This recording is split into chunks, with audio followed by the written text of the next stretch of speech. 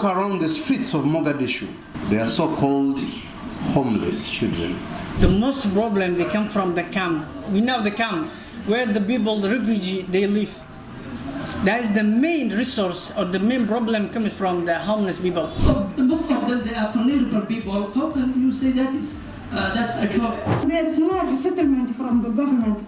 At that time, people can become homeless. How can that government solve this problem of homeless? You are saying there is inequality in Mogadishu. When we are talking about the children who are sleeping on the streets, just there are more problems behind that. Number one is, I can say, their parents. They walk around the streets of Mogadishu.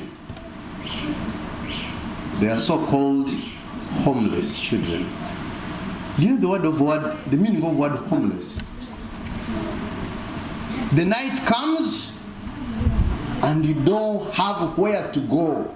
But the question that we're going to discuss is, are those children caused by the inequality?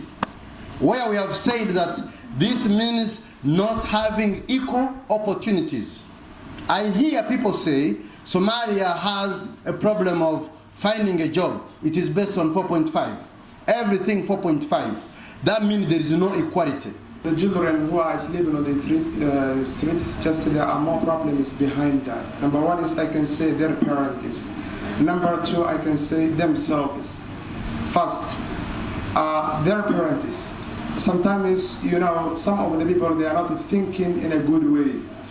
If they feel something, just they are trying to get married and they are poor. Sometimes they live on impecunious life, and they are trying to get married to produce children, something like that. So they are not thinking the final outcome. Just they are looking only the situation that they are in at that time. And after that, when they produce children, what will happen? The most of the homeless people, they are beggars people. Yes. They from outside the city, and they come here. Their homes are outside the city. They have homes. Yes, they have homes. Most of people who supplicate people, I believe some of them they are disability people. Some of them are blind people. They can't see. Yeah, most of them they are vulnerable people. How can you say that's a job? I don't understand. Me too, I don't know. First of all, I'm sorry for my friend. He doesn't know. I know. Tell him. As a man, you pray 5 times in a day. Most of the time, we see a lot of men in the mosque. They are very... Thank you very much. Thank you very much. Thank you for your example. Go ahead. They are very young people. Like this girl, she said, those who pay, they are old men. But most of the time, she doesn't go to the mosque.